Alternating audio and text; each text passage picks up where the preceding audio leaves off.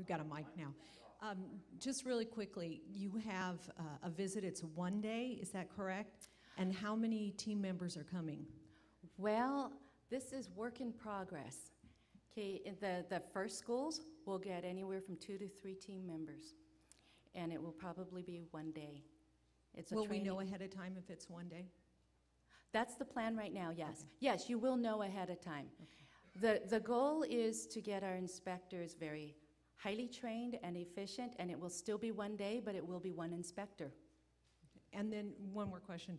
On the date, you said you're going to give us 7 days prior notice, and you don't want us to do any exams. Now, I think most of the people in this room will tell you that our curriculum is so tight that trying to arrange a day without exams is going to be very difficult.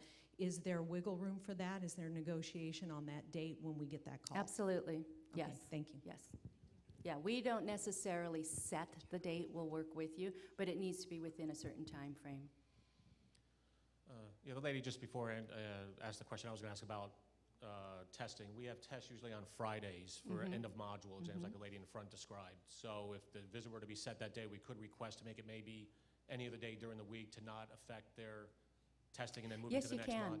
Yes, you can. And you can also let your inspector know if the testing is going on during certain time frames and they still want to make it that date, well, then they'll know that that's when that is. But you can work with, the inspectors will work with you on this. Okay. And second, do you visit only one campus of a multi-campus institution or all of them, or do you pick? If you have branches, well, I'll go into this part a little bit when I explain north and south. But if you're if you have multi-campuses within the southern region, they will all be inspected around the same time. Okay. But if you go between south and north, it may be at different times. Right. Thank you. Yes? We have testing centers at both of our campuses where our students come in on a regular basis so that they can practice tests or whatever. Do you want us to close those down for that day, or can we continue to operate them? Will we be able to survey students? That's the question. That's the main reason. Will we be able to take surveys? Probably not in the testing center, but there would be students that aren't assigned to a class at that time. Because our students can come in anytime and practice tests for certain courses in our testing centers. Okay. Probably won't matter. I think we'll probably need to talk with you on that, so I get a better understanding what's going on, or the inspector does. Okay. Karen, if you don't mind, could you state again what the website posting was? I missed that. We're going to post the institution that was inspected, the date. Is that on the Bureau website or? The Bureau's website. The institution that was inspected, the date it was inspected, and whether minor violations were found, and if those were outstanding. And if they are, the notice to comply will be posted. So you have 30 days to fix it, but even within that 30-day window, those... That will go up. If it's issued, it will go up, yes.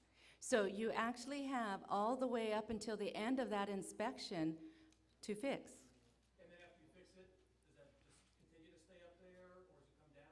No, it stays up there.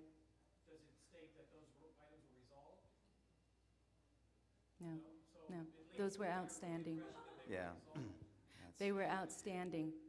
I see your point there, though. Let us figure that one out. But typically, when a citation or an order is put up, they do not come down. If it's being disputed, does it still go up? Pardon me? If it's being disputed, does it still go up on the website? Yes, it does. Is there an indication that it is going to be disputed, or is it just... Pardon me? If it's being disputed, is that indicated on the website? It is not at the time it goes up. If it is found that that notice to comply should not have been issued, it was in error, it will come down. Is there a possibility that it can be reconsidered in terms of the response, that it was resolved and maybe... If it was resolved and it not be posted? That if it was resolved, that could be posted in addition. Ah, I see what you're saying. The reader with the impression it was never resolved. I see what you're saying. Well, if it was never resolved, there's going to be further action. That's true. Reader doesn't know that. Well, the reader will know that. Students know that? Students will know that. If it's, what unresolved. Joanne just said is if it's not resolved, the Bureau will take further action, whether it's citation or investigation, then moving forward to something else. One thought was that if you're going to get 30 days for the fix-it ticket, more potentially logical thing is to post the final report. So anything unresolved is logically up there. The final report? The final report is the report from that day. It is not thereafter, whether you fixed it or not.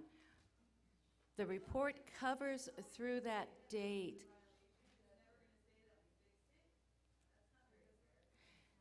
Okay, the reason why I'm trying to give you all this information is you have 4.5 months to come into compliance. From the date you're notified and we're working with you, we're trying to work with you. We're trying to answer the questions.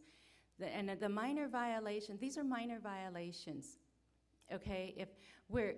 They will go up on the website. As for whether we're going to put something else up there, I would have to talk with legal, but I'm not sure if we can at this point, because we might get someone stating in 30 days that we fixed it, but if we're not able to get out there right away to confirm it, we are not going to put that up there.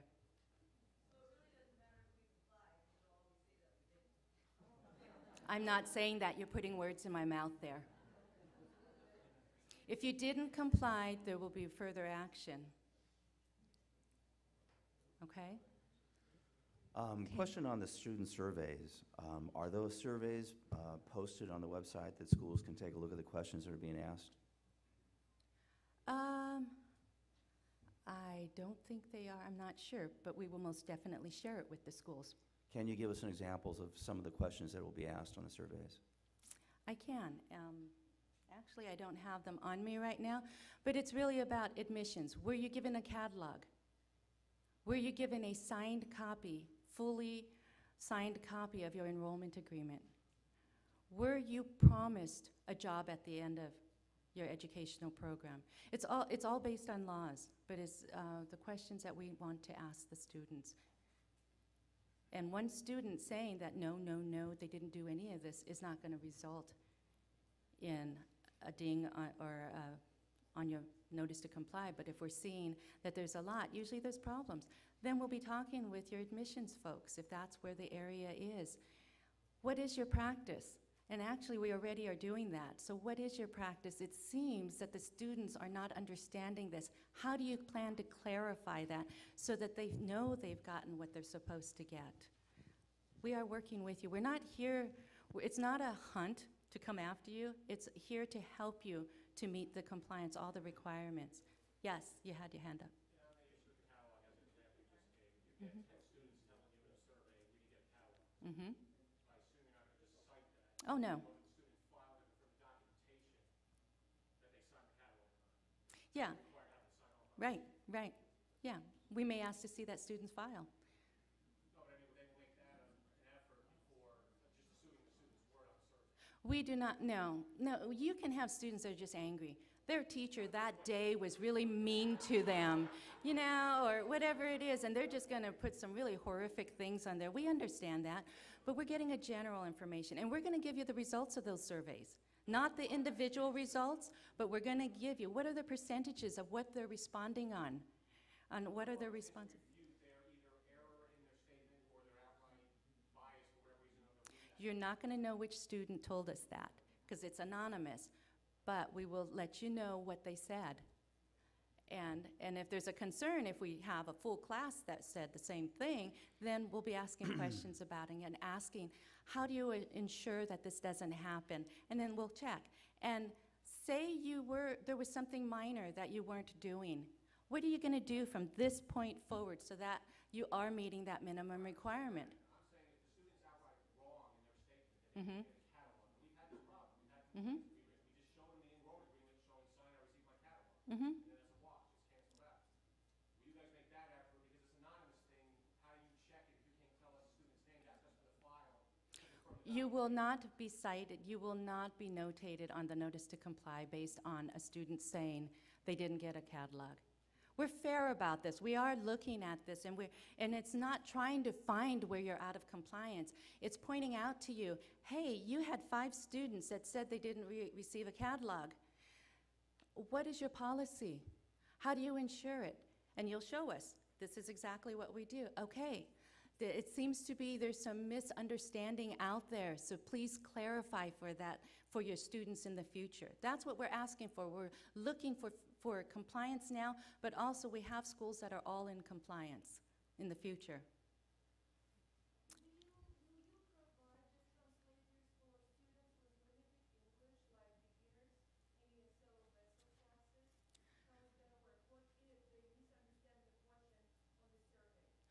Do you have any students that are fluent in English? We have medical assistants and office administration and LVN who will understand. Mm-hmm. But if you come to ESL class or ESL class, they might not understand Mm-hmm. because they're beginners. So are you Mm-hmm. going to interview them anyway, or how is it going to work? It will depend.